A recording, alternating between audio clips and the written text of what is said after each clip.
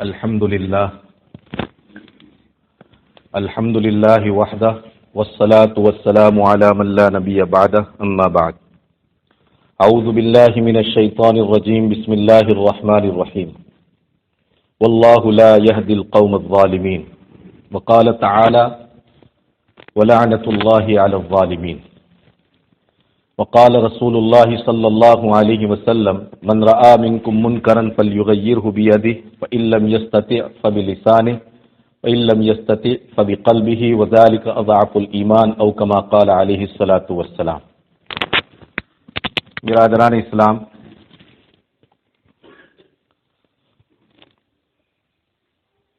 آج کے اس مختصر سے وقت کو جو ملت اسلامیہ کی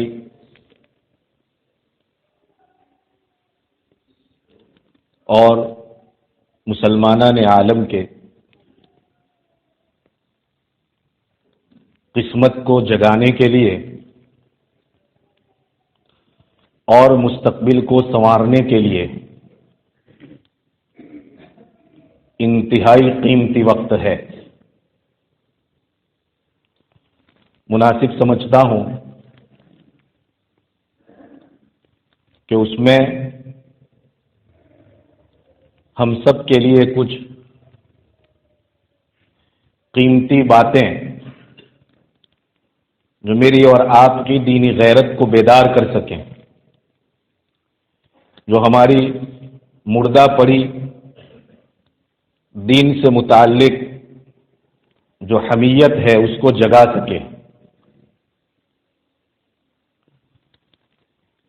بزرگوں، میری آج کی حاضری بھی گزشتہ کی طرح نکاح کے عنوان سے ہی ہوئی، اور دل بھی چاہتا ہے کہ اسی عنوان پر گفتگو کروں، مگر ہمارے کچھ سلگتے مسائل بھی ہیں جو صرف ملت اسلامیہ ہندیہ کے ہی نہیں بلکہ عالم کے مسلمانوں کے مسائل ہیں۔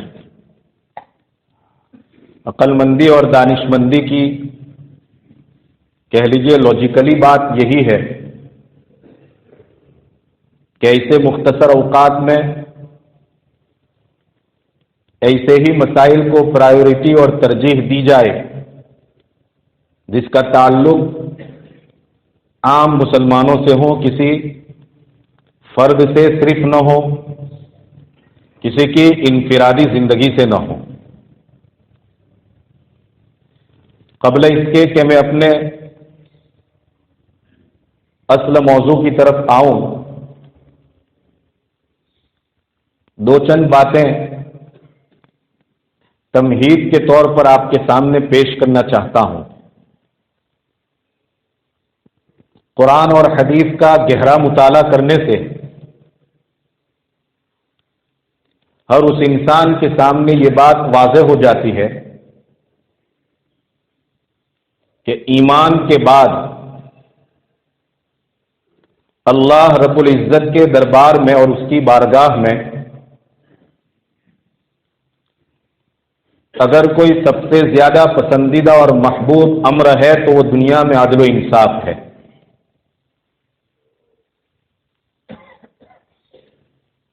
اور کفر اور شرک کے بعد رب العالمین کی بارگاہ میں اگر سب سے زیادہ ناپسندیدہ اور مبغوض کوئی امر ہے تو وہ اس کے پیدا کیے ہوئے انسانوں کے ساتھ ظلم، جور، زیادتی اور ان کے ساتھ ناانصافی ہے۔ کوئی بھی قرآن اور حدیث کا اسکالر اور اس سے اپنی دلچسپی رکھنے والا انسان جب پورے قرآن کا بغور مطالعہ کرتا ہے تو وہ اس نتیجے کے اوپر ضرور پہنچ جاتا ہے کہ واقعی میں ایمان کے بعد دنیا میں امن و سلامتی کو اگر قائم رکھنا ہے اور دنیا کے انسانوں کو چین اور سکون کے ساتھ اگر زندگی گزارنی ہے تو یہ اس وقت تک ناممکن ہے جب تک کہ دنیا میں بسنے والے انسانوں کے ساتھ دنیا کے حکمران، امراء، امپائرز وغیرہ وغیرہ عدل و انصاف کا معاملہ نہ کریں، اس وقت تک چین اور سکون کے ساتھ کوئی بھی ملک اور کہہ لیجئے کہ کوئی بھی معاشرہ زندگی گزار نہیں سکتا ہے۔ تقریباً میرے ناقص مطالعے کی روشنی میں یہ بات کہہ سکتا ہوں کہ قرآن مقدس نے عدل و انصاف کے سلسلے میں قرآن میں 185 جگہ پر تذکرہ کیا ہے، 185۔ یہ اس بات کا صرف اشارہ ہی نہیں بلکہ اس بات کی مکمل وضاحت اور اس کا اسپشٹیکرن ہے کہ عدل و انصاف کی دنیا میں بہت بڑی حیثیت ہے۔ اسی لیے جا بجا قرآن مقدس میں رب تبارک و تعالیٰ نے عدل و انصاف کے سلسلے میں یا تو بلا واسطہ یا بال واسطہ، انڈائریکٹ یا ڈائریکٹ عدل و انصاف کے ساتھ اور ظلم و زیادتی کرنے والوں کے ساتھ خدائے ذوالجلال والاکرام کا دنیا میں اور اس دنیا سے چلے جانے کے بعد کہہ لیجیے آپ کی زبان میں لوک پرلوک میں جو معاملہ ہونے والا ہے سزا سے متعلق یا انعام سے متعلق 185 سے زائد مرتبہ قرآن نے اس کو ذکر کیا ہے۔ اس سے یہ ثابت کر دیا کہ یہ چیز انسانی معاشرے اور سماج میں ریڑھ کی ہڈی کی حیثیت رکھتی ہے، یہ کوئی چھوٹی موٹی بات نہیں ہے۔ اسی لیے قرآن رب تبارک و تعالی ایک جگہ پر فرماتے ہیں کہ لا ینال عہدی الظالمین، میرے انعام کا جو وعدہ میں نے لوگوں سے کر رکھا ہے، جس کو عہد سے یہاں پر تعبیر کیا ہے کہ میرے وعدے ایمان کو ظالم لوگ کبھی بھی نہیں پا سکتے ہیں۔ اللہ تبارک و تعالیٰ نے دنیا کے انسانوں سے کچھ خاص قسم کے انعام کا اور اکرام کا، ان کی تعظیم اور ان کی تکریم کا، ان کے مان اور ان کے سنمان کا ایک زبردست وعدہ فرمایا ہے جس کی ہر انسان کو ضرورت پڑتی ہے۔ کون امیر کون غریب اس سلسلے میں، کون کالا اور کون گورا اس سلسلے میں، کون اونچا اور کون نیچا، کون سی ذات سے وہ تعلق رکھتا ہے، کوئی فرق کیے بغیر اللہ تبارک و تعالی ایسا انعام اور اکرام اور ایسی تعظیم اور تکریم سے ہر انسان کو نوازنے کا وعدہ کر چکا ہے۔ اور اللہ تبارک و تعالی لا یخلف اللہ تبارک و تعالی اپنے وعدے کی کبھی بھی خود مخالفت نہیں کرتا ہے۔ اللہ تبارک و تعالی اپنے وعدے کی کبھی بھی خلاف ورزی نہیں کرتا ہے۔ وہ فرما رہا ہے کہ لا ینال عہد الظالمین، میرا وعدے انعام ظالمین کبھی بھی نہیں پا سکتے۔ یہ ایک چیلنجنگ بات اللہ تبارک و تعالیٰ نے دنیا کے انسانوں کے سامنے پیش کر دی۔ پھر ایک جگہ پر تو فرمایا واللہ لا یہدی القوم الظالمین، اللہ تبارک و تعالیٰ ظالم لوگوں کو کبھی بھی رشد و ہدایت سے نہیں نوازتے ہیں۔ اللہ تبارک و تعالیٰ ظالموں کو کبھی صحیح راستہ نہیں دکھلا سکتے ہیں۔ اب صحیح راستہ ایمان کا بھی راستہ ہے، صحیح راستہ اعمال کا بھی راستہ ہے، اور صحیح راستہ انسان کے اپنے سماج کا بھی ہے، اور صحیح راستہ انسان کے اپنی تجارت کا بھی ہے، اور صحیح راستہ ہر اس فیلڈ اور میدان کا جس فیلڈ اور میدان کے اندر انسان کام کر رہا ہے۔ رب تبارک و تعالیٰ نے ایک عام مضمون بیان فرما دیا کہ لا یہدی قوم الظالمین، اللہ تبارک و تعالیٰ کبھی بھی ظالم قوم کو رشد و ہدایت سے نہیں نوازتے ہیں۔ اور پھر اخیر میں جا کر کے ظالموں کو ظلم سے روکنے کے لیے اور ان کا ظلم کتنا گھناؤنا ہے، کتنا خطرناک ہے، کتنا ڈینجرس اور بھیانک ہے، اس کو ثابت کرنے کے لیے آخری مہر کے طور پر قرآن مقدس میں صاف انداز کے اندر اللہ تبارک و تعالیٰ نے بیان فرما دیا لعنت اللہ علی الظالمین۔ ایک لعنت تو کس پر پڑی تھی؟ شیطان کے اوپر پڑی تھی، اور اخیر میں شیطان کے بعد بھی لعنت کا یہ سلسلہ جاری و ساری رہتا ہے۔ اللہ کی رحمت سے دوری کا یہ اعلان عام اللہ تبارک و تعالیٰ نے دنیا انسانیت کو سنا دیا اور کہہ دیا کہ اگر ذرہ برابر بھی ظلم کرو گے تو تم میری رحمت سے ہمیشہ ہمیشہ کے لیے دور ہو جاؤ گے۔ خدا کے دربار میں ایمان کے مقابلے میں کفر تو برداشت ہو سکتا ہے۔ آپ سمجھے اس مسئلے کو؟ اللہ کے دربار میں دنیا میں رہتے ہوئے اللہ تبارک و تعالیٰ کسی کے کفر کو، کسی کے شرک کو یہ تو برداشت کر سکتا ہے، لیکن اللہ تبارک و تعالیٰ کے دربار میں کسی کے ساتھ زیادتی ہو جائے، کسی کے ساتھ ظلم ہو جائے، کسی کے ساتھ ناانصافی ہو جائے، رب تبارک و تعالیٰ کے دربار میں یہ چیز پسندیدہ نہیں ہے، اور اس کی ڈھیر ساری مثالیں قرآن مقدس کے اندر موجود ہیں۔ آپ سمجھے اس مسئلے کو؟ آپ نے قوم نوح، قوم لوط، حضرت ابراہیم علیہ السلام کی قوم، حضرت موسیٰ علیہ السلام کی قوم بنی اسرائیل، اس کے قصے بڑی تفصیل کے ساتھ پڑھے ہیں۔ میں صرف اس کا ایک ہلکا سا نمونہ آپ کے سامنے پیش کروں جس سے اندازہ لگانا ایک دم سے انشاءاللہ آسان ہو جائے گا۔ حضرت نوح علیہ السلام کی قوم جب تک کفر و شرک کے اندر مبتلا تھی، اس وقت تک رب تبارک و تعالیٰ کی طرف سے کوئی فقر اور کوئی گرفت نہیں آئی۔ قرآن کی تفسیریں اٹھا کر کے آپ دیکھ سکتے اس مسئلے کو کہ جب تک کفر و شرک کے اندر وہ مبتلا رہی۔ میں نے جو بات کہی کہ کفر و شرک تو اس دنیا میں وہ برداشت کر سکتا ہے، آخرت میں نہیں۔ وہ اس کے یہاں چل سکتا ہے لیکن آخرت میں وہ برداشت کرنے کے لیے تیار نہیں ہے۔ لیکن تو جب تک قوم نوح، اور کہہ لیجئے کہ نوح علیہ السلام کو جس قوم کی طرف اللہ تبارک و تعالیٰ نے پیغام ایمان لے کر کے بھیجا تھا، جب تک انہوں نے اس کو نہیں مانا اور کفر و شرک کے اندر وہ قوم مبتلا رہی، اس وقت تک اللہ تبارک و تعالیٰ کی طرف سے اجتماعی اعتبار سے ان کی کوئی پکڑ نہیں ہوئی۔ لیکن جب قوم نے نوح علیہ السلام پر اور ان کے رفقا پر، ان کے ساتھیوں کے اوپر، نوح علیہ السلام کے مشن ایمان اور اسلام کے معین اور مددگار لوگوں کے اوپر پتھر برسانے شروع کیے۔ پتھر جب بھی جاتے تھے تو بس محلے میں دیکھتے ہی پتھر برسانا شروع کر دیتے تھے۔ جب بھی حضرت نوح علیہ السلام نے اپنی قوم کے سامنے پیغام پیش کیا تو فوراً انہوں نے اس کے اوپر پتھر برسانے شروع کر دیے۔ قرآن یہ کہہ رہا ہے کہ پھر اللہ تبارک و تعالیٰ کا عذاب ایسے ظالموں کے اوپر آیا، یہ ظلم تھا۔ سمجھ میں آ رہی ہے بات؟ اس کے آگے آپ بڑھیے حضرت لوط علیہ السلام کی قوم، حضرت لوط علیہ السلام کی قوم یہ بھی کفر و شرک کے اندر مبتلا تھی، لیکن اس وقت تک ان کی بھی کوئی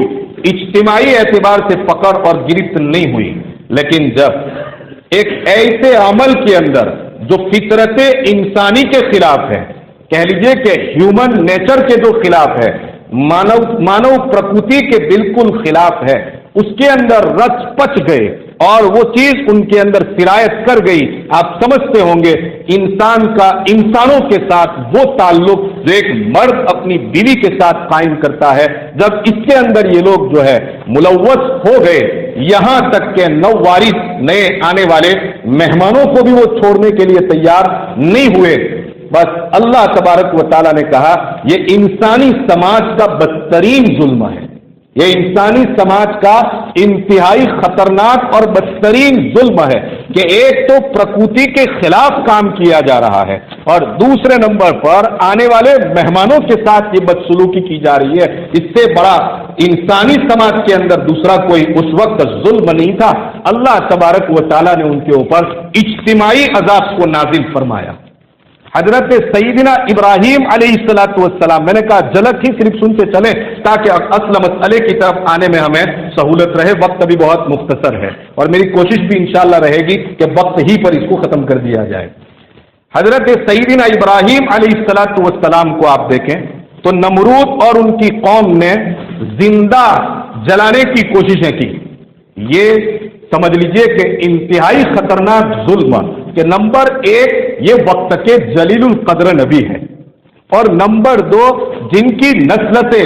دنیا انسانیت کے سب سے آخری نبی جن کو انتم سندیشک کہا جاتا ہے جناب محمد رسول اللہ صلی اللہ علیہ وسلم ان کی برادری اور ان کی کوکھ سے جنم لینے والے ہیں، اس نبی کے ساتھ یہ معاملہ کیا جا رہا ہے کہ انہیں آگ کے اندر جلانے کے لیے کوششیں کی گئی، اور صرف کی ہی نہیں گئی بلکہ باقاعدہ جس طرح سے ان سے ہو سکتا تھا ان کے دماغ کے اندر جس قدر پلاننگ ہو سکتی تھی وہ کرنے کے بعد سیدنا ابراہیم علیہ السلام کو جلانے کی کوشش کی، اگرچہ خدا کو یہ چیز منظور نہیں تھی تو ابراہیم علیہ السلام جل نہیں پائے اور ابراہیم کو آگ نے کوئی نقصان نہیں پہنچایا، لیکن آپ کو پھر معلوم ہے کہ نمرود اور اس کی قوم کے اوپر فوراً اللہ تبارک و تعالیٰ کی طرف سے عذاب کا سلسلہ شروع ہوا۔ آپ آگے بڑھیں، حضرت موسیٰ علیہ السلام کی قوم، حضرت موسیٰ علیہ السلام کی قوم جنہیں بنی اسرائیل کہا جاتا ہے، یہیں سے مجھے اگلی بات کو جوڑنا ہے۔ حضرت موسیٰ علیہ السلام کی قوم بنی اسرائیل، فرعون اور فرعون کے ساتھیوں نے حضرت موسیٰ علیہ السلام کے ساتھ اور بنی اسرائیل کے ساتھ جب ظلم کی حدیں پار کر دی تب اللہ تبارک و تعالیٰ کا عذاب آیا۔ کیا تھا ظلم؟ کہ جتنے بھی مرد پیدا ہوتے تھے وہ بے شرم اور بے حیا سب کو قتل کر دیتا تھا اور عورتوں کو وہ باقی رکھتا تھا، اور اس طرح اس کے ظلم کی داستانوں کو آپ پڑھنا چاہیں تو قرآن اور حدیث کے حوالے سے بعض محدثین نے بھی اس کی تشریحات کی ہے، اور بعض مفسرین نے بھی کچھ اسرائیلی روایات کے ذریعے اس کی تفصیلات کو بیان فرمایا ہے، آپ اس کو پڑھ سکتے ہیں۔ اللہ تبارک و تعالیٰ کی فرعون کے اوپر گرفت آئی، فرعون کے اوپر عذاب نازل ہوا، قوم فرعون کو قوم فرعون کے ساتھ غرق کر دیا اور رہتی دنیا تک کے لیے درس عبرت بنا دیا۔ یہ سب ہمارے سامنے ہے۔ میرے کہنے کا منشا یہ ہے کہ ایمان کے بعد سب سے زیادہ پسندیدہ اگر کوئی چیز ہے تو وہ کون ہے؟ عدل و انصاف ہے، کیونکہ یہ اجتماعی چیز ہے۔ انفرادی چیزوں میں نماز پسندیدہ ہے، روزہ پسندیدہ ہے، ان سب چیزوں کا تعلق حضرت انسان کی اپنی نجی اور انفرادی اور انڈیویجول لائف کے ساتھ ہے، اور میں جو گفتگو کر رہا ہوں حضرت انسان کی اجتماعی زندگی، اور اجتماعی زندگی یعنی کہ پورے انسانی سماج اور معاشرے سے تعلق رکھنے والی بات کہہ رہا ہوں، اس میں اگر کوئی چیز اللہ تبارک و تعالیٰ کے یہاں محبوب اور پسندیدہ ہے تو وہ عدل و انصاف ہے، اور کفر و شرک کے بعد سب سے زیادہ مبغوض اور ناپسندیدہ اگر کوئی چیز ہے تو وہ اللہ کی مخلوق کے ساتھ ظلم کرنا، زیادتی کرنا اور ناانصافی کرنا۔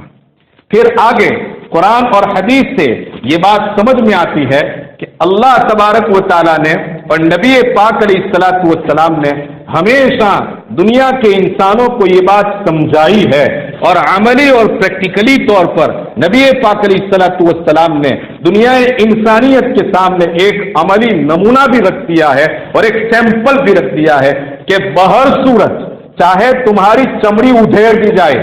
چاہے تمہارے گلے کے اوپر چھری رکھ دی جائے، یا تمہارے وجود کو دنیا سے نیست و نابود کر دیا جائے، بہر صورت ہمیشہ ظلم اور زیادتی کا مقابلہ اور اس کی مقاومت کرنا ہے۔ بلکہ ایک موقع کے اوپر تو آپ علیہ السلام نے یہاں تک بات کہہ دی کہ اگر اس طرح کا ظلم اور اس طرح کی زیادتی کسی حکمراں جماعت سے ہو رہی ہو، کسی بادشاہ اور کسی حاکم وقت سے ہو رہی ہو، تو افضل الجہاد، اس کو تعبیر فرمایا، افضل الجہاد، افضل ترین جہاد اگر کوئی چیز ہے تو کلمت حق عند سلطان جائر، ظالم اور جابر بادشاہ کے سامنے، ظالم اور جابر حاکم کے سامنے یہ بات دو طور انداز کے اندر کہہ دی جائے کہ جناب تمہارا مخلوق کے ساتھ کا یہ رویہ، انسانی معاشرے کے ساتھ کا یہ رویہ کیسا ہے؟ ظلم اور زیادتی والا ہے، اور یہ چیز ہم کسی بھی صورت کے اندر پسند نہیں کرتے ہیں۔ یہ وہ بات ہے جس کو کہنے کے لیے انسان کو رب تبارک و تعالیٰ سے توفیق مانگنی پڑتی ہے، جلدی سے اسے ملتی نہیں ہے، اس لیے کہ جگر گردے کی بات ہے، یہ جواں مردی کی بات ہے، یہ ہمت کی بات ہے، یہ دینی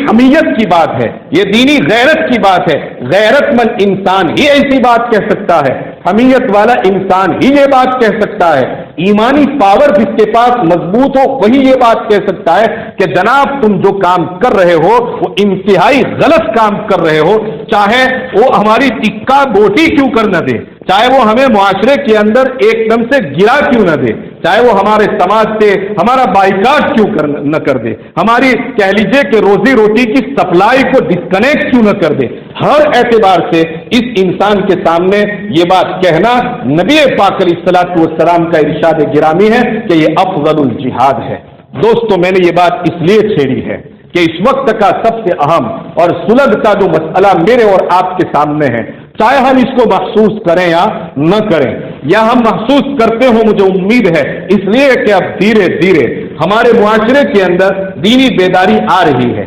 دینی حمیت جاگ رہی ہے، ہماری غیرت اب جو ہے جوش میں آ رہی ہے، اور ہمارا ایمانی پاور الحمدللہ ثم الحمدللہ اس چکی کے اندر پیسنے کے بعد اور اس بھٹی کے اندر ذرا تپ جانے کے بعد اور ایک دم سے گرم ہو جانے کے بعد تھوڑا بہت جاگ چکا ہے۔ اس بنیاد پر اس مسئلے کو ہم سمجھتے ہوں گے کہ ہمارے حضرات علماء کرام نے آج کا یہ دن جو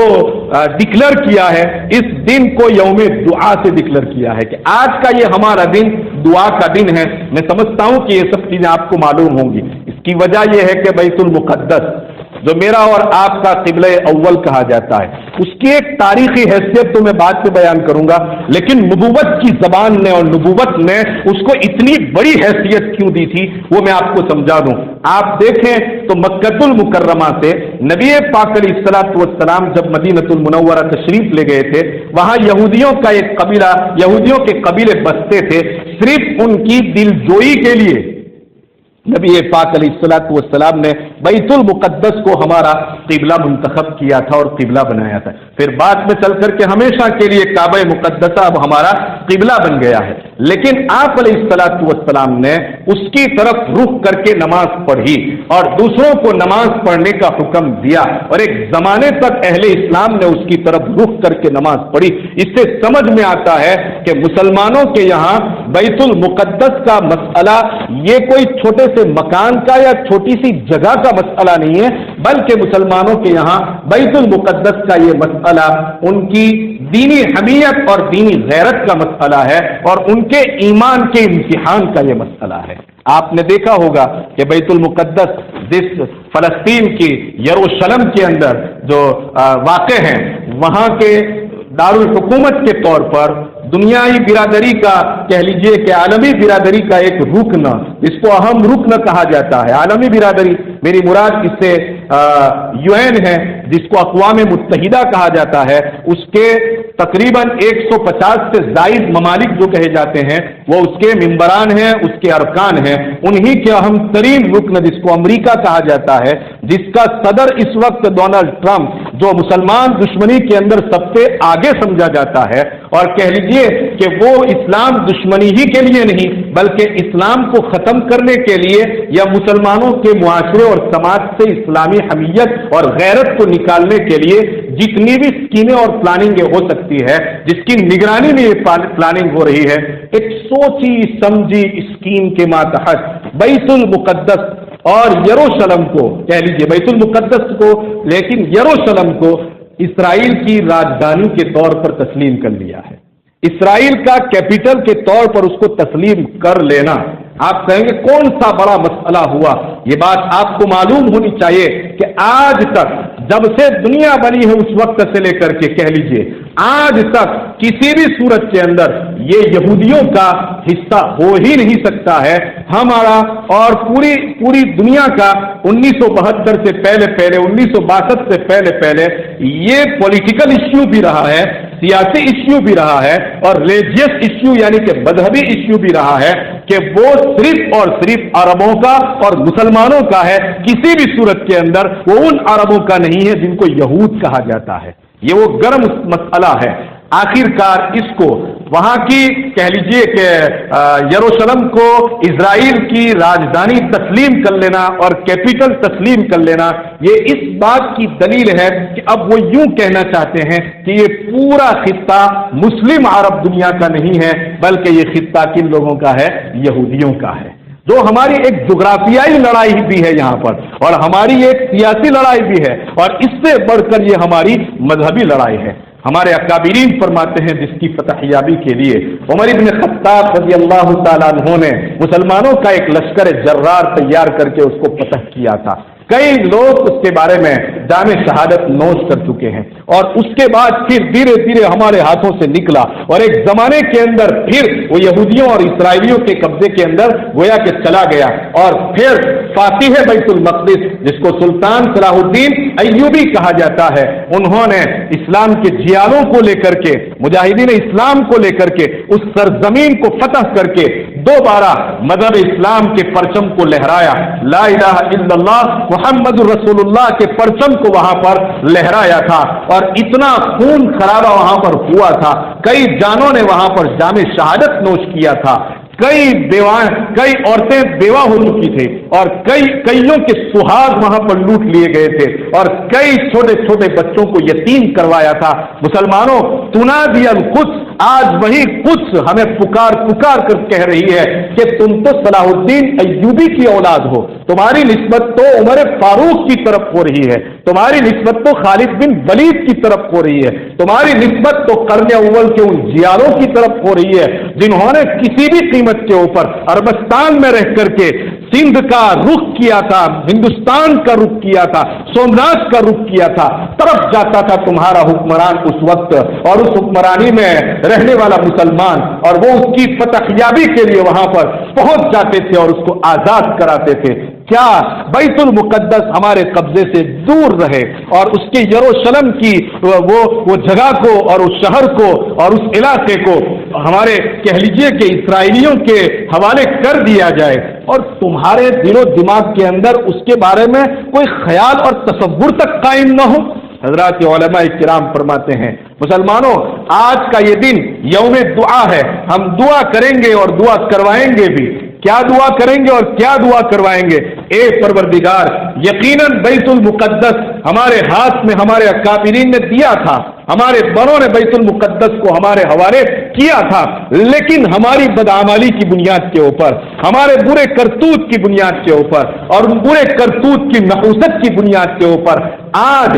یہ ہمارا سمبول ہمارے پاس سے چھین لیا گیا ہے، ہمارا پرتیک ہمارے پاس سے چھین لیا گیا ہے. ہم ان تمام چھوٹے بڑے گناہوں سے سچی پکی توبہ کرتے ہیں. اے اللہ، ہماری اس توبہ کو تو قبول فرما لیجئے، اور جن اعمال کی نحوست کی بنیاد کے اوپر یہ چیز ہمارے قبضے سے دور ہوتی چلی جا رہی ہے، اور پھر یہ کہ یہ جگہیں بھی ہمارے قبضے سے دور ہوتی چلی جا رہی ہیں، اے پروردگار، ہم تجھ سے التجا کرتے ہیں کہ ان تمام گناہوں کو بخش کر کے دوبارہ بیت المقدس اور بیت المقدس کے ارد گرد رہنے والے پورے فلسطین کے رہنے والے ان تمام کو جو انبیاء کرام علیہ السلام کی نسلوں سے جن کو کہا جاتا ہے، اے پروردگار چین اور سکون عطا فرما، اور یہ چیزیں دوبارہ ہمیں ہمارے حوالے کر دے اور ہمیں واپس کر دے، اور اس سلسلے میں ہم سے جو بھی قربانیاں ہم دے سکتے ہیں، جو صلاحیت میرے اندر تو نے رکھی ہے، ہمارے اندر تو نے رکھی ہے، اے پروردگار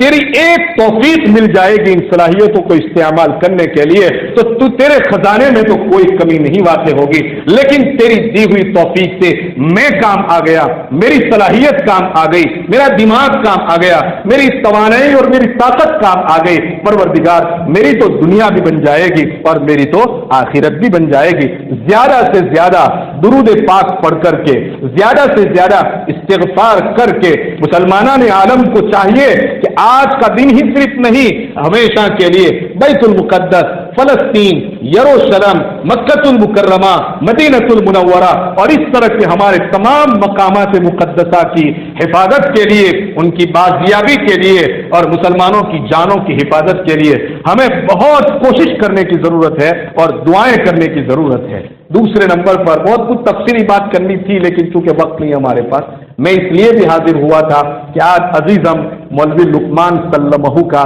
نکاح بھی ہونے جا رہا ہے. نکاح کے متعلق اس سے پہلے بھی میں نے کئی مرتبہ گفتگو کی ہے. ایک بات میں آپ کو اس نکاح کے حوالے سے اس دلہے کو کی گوشگزار کرنا چاہتا ہوں کہ نکاح اسی لیے ہوا کرتا ہے، بہت سارے مقاصد ہیں نکاح کے، مگر نکاح کا اہم ترین مقصد یہ ہے کہ انسان کی اس نکاح کے ذریعے آنکھ کی حفاظت ہو جاوے، اس کی شرمگاہ کی حفاظت ہو جاوے، اس کی آبرو اور عزت کی حفاظت ہو جاوے. خدارا جب بھی نکاح کیا جائے، ایک اور نکاح بھی ہے جس کا بھی ابھی جمعہ سے پہلے بھی کہا گیا تھا، ان دونوں دلہوں کو میں یہ بات کہنا چاہتا ہوں کہ نکاح کا اہم ترین مقصد یہ بھی ہے کہ انسان کی آنکھ کی حفاظت ہو جاوے، انسان کی شرمگاہ کی حفاظت ہو جاوے، اور اس کے خیال کے اندر پاکیزگی پیدا ہو جاوے، اس کے اندر اچھے تصورات پیدا ہو جاوے، اس کے برے خیالات کی دنیا بدل کر کے اچھے خیالات کے اندر تبدیل ہو جاوے، اور یہی اچھے خیالات پھر انسان کی ترقی اور تعمیر کا ذریعہ بنتے ہیں۔ لہذا یہ نیت کرے کہ میرا یہ نکاح، بہت سارے مقاصد وہ تو حاصل ہونے ہی والے ہیں، لیکن اغض للبصر واحسن للفرج جو نبی پاک علیہ الصلوۃ والسلام نے فرمایا ہے، اس مقصد کو سامنے رکھ کر کے یہ نکاح رچایا جائے، اور پھر ایک دوسرے کے حقوق کو جان کر کے سمجھ کر کے ادا کیے جائیں۔ انشاءاللہ ثم انشاءاللہ نکاح کے جو برکات ہیں مذہب اسلام نے بتائے ہیں، اور اللہ تبارک و تعالیٰ نے اس نکاح کے جتنے بھی مقصدوں کو بیان فرمایا ہے، اللہ تبارک و تعالیٰ مجھے بھی اور آپ کو بھی اور ان دلہوں کو بھی، پرانے دلہوں کو بھی، اور آخر میں یعنی کہ جو نئے دلہے بھی ہیں اور جو بننے والے ہیں، ان سب کو بھی ان کے برکات اور ان کی خیریات سے مالا مال فرماوے۔ وآخر دعوانا الحمدللہ رب العالمین۔